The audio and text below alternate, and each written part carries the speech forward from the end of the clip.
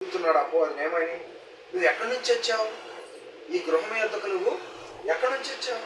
అప్పుడు అపవాది చెప్తుంది, నేను భూమి మీద అటు ఇటు తిరుగుచు నేను ఇక్కడికి వచ్చాను. ఇక్కడికి నువ్వు వచ్చావు కదా, అయితే ఇక నువ్వు తిరిగి వెళ్ళిపోవలసిందే తప్ప నువ్వు ఈ గృహంలోనికి ప్రవేశించే హక్కు అవకాశం నీకు లేదు. ఎవరు అంటున్నారు ఈ మాట? దేవుడు అంటున్నాడు. ఎవరితో అంటున్నాడు? అపవాదితో అంటున్నాడు. 7వ వచనం, యెహోవా నువ్వెక్కడి నుండి వచ్చితివని అడుగగా అపవాది, భూమి మీద ఇటు అటు తిరుగులాడుచు అందులో సంచరించుతూ వచ్చిందని యెహోవాకు ప్రత్యుత్తరం ఇచ్చెను. అప్పుడు యెహోవా ఏమంటున్నాడు? అందుకు యెహోవా, నీవు నా సేవకుడైన యోబు సంగతి ఆలోచించితివా? అతడు యథార్థవంతుడు, న్యాయవంతుడు, దేవుని యందు భయభక్తులు కలిగి చెడుతనమును విసర్జించిన వాడు, భూమి మీద అతని వంటి వాడెవడునూ లేడు. 9వ వచనం అని అడుగగా అపవాది, యోబు ఊరికయ్యే దేవుని యందు భయభక్తులు గలవాడాయన. 10వ వచనం, నీవు అతనికిని అతని ఇంటి వారికిని అతనికి కలిగిన సమస్తమునకును చుట్టూ కంచె వేసితివి కదా, నీవు అతని చేతి పని దీవించుట చేత అతని ఆస్తి దేశములో గొప్పగా విస్తరించింది. ఇక్కడ దేవుని కాపుదల ఎన్ని రకాలుగా ఉన్నది? దేవుని కాపుదల ఎన్ని రకాలుగా ఉన్నది? మొట్టమొదటిగా యోబు నివసిస్తున్న గృహము చుట్టూ దేవుడు తనకు కలిగిన సమస్తము చుట్టూ కంచె వేసి ఉన్నాడు. రెండవదిగా అతని చేతి పనిని దేవుడు దీవించి ఉన్నాడు. మూడవదిగా అతని ఆస్తి దేశంలో బహుగా విస్తరించి ఉన్నది.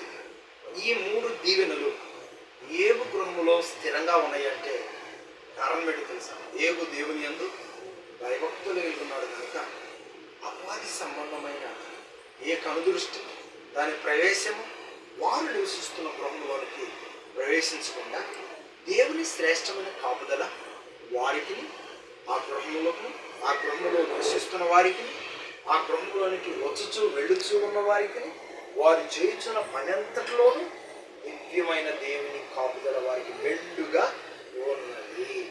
అలాగే ఈ యొక్క గృహము మనకు కాదనప్పటికీ కూడా కొన్నాళ్ళ పాటు ఈ గృహములో ఈ నవనూతన దంపతులు నివసించబోతున్నారు కనుక మనుషులు కాపుదల కొంతవరకే, కానీ దేవుని కాపుదల ఎల్లప్పుడూ ఉంటుంది కనుక దేవా నీ కాపుదల ఈ గృహంపై ఉంచండి, ఈ గృహంలో మీరు ఉండండి, వీరితో మీరు సహవాసం కలిగి ఉండండి, బిడ్డల యొక్క రాకపోకలలో నీ కాపుదల ఇవ్వండి, ఈ గృహం చుట్టూ వేవేల దొరికిన కాపుదలను మీరు అనుగ్రహించండి ప్రభువా అని దేవుని చేతులకు అప్పగించి ప్రార్థించడానికి మనము ఈ స్థలంలో కూడి ఉన్నాము. దేవుడిచ్చాము ఈ వాక్యంలో ఉన్నటువంటి ఆశీర్వాదాలు ఈ గృహం చుట్టూ దేవుని కాపుదలగాను, ఈ గృహంలో ఉన్నంతకాలం ఈ గృహంలో ఉంచిన ఈ బిడ్డలకు దేవుని యొక్క కాపుదలను, అలాగే ఈ గృహంలో నుండి వెళ్ళుచూ ఉన్న ఓపికి డ్యూటీ చేసుకుని తిరిగి మరలా వచ్చుచున్న ఆ బిడ్డకు దేవుని యొక్క స్థిరమైన సహాయము, చేస్తున్న పనిలో స్థిరమైన ఆశీర్వాదము, ఆనందము, సమృద్ధికరమైన దీవెనలు మెండుగా బిడ్డలిద్దరికి గోపికి అంటూ ప్రజలకు దేవుడు మెండుగా అనుగ్రహించి ఆయన దీవెనలతో విడుదల చేసి నడిపించిన దాకా ఆమె ప్రార్థన చేసుకుందాం. ప్రార్థన చేసుకుందాం.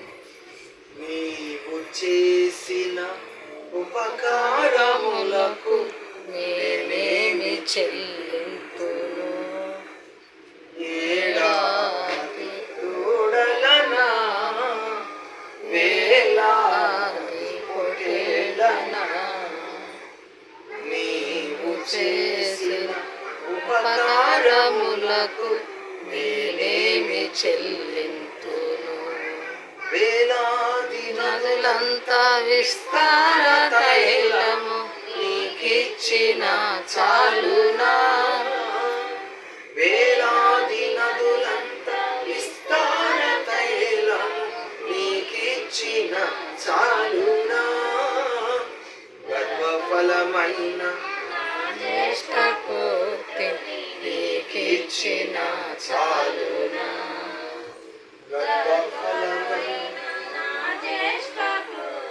నీకిచ్చిన చాలునా.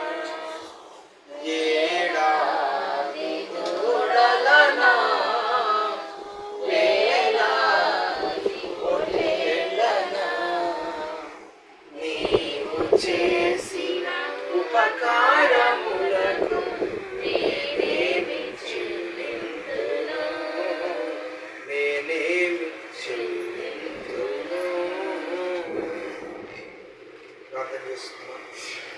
మా స్థుతులపై ఆసీనుడు అయినటువంటి మా ప్రియా పరలోకపు తండ్రి అయిన మా గొప్ప దేవ యేసుక్రీస్తు ప్రభువారు ఈ బంగారు పాదములకు వందనాలు స్తోత్రాలు చెల్లించుకుంటూ ఉన్నాను.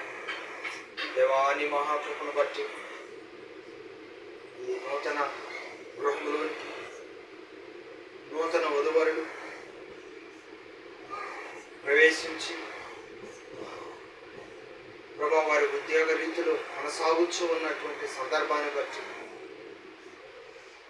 వారు ఉద్యోగం చేస్తున్న ప్రాంతానికి కొంచెం దగ్గరగా మంచి వాతావరణానికి అనుకూలమైనటువంటి ఈ గృహమును ఈ బిడ్డలకు మీరు అనుగ్రహిస్తూ వచ్చినందుకు వందనాలు చెల్లిస్తున్నాను ప్రభువా.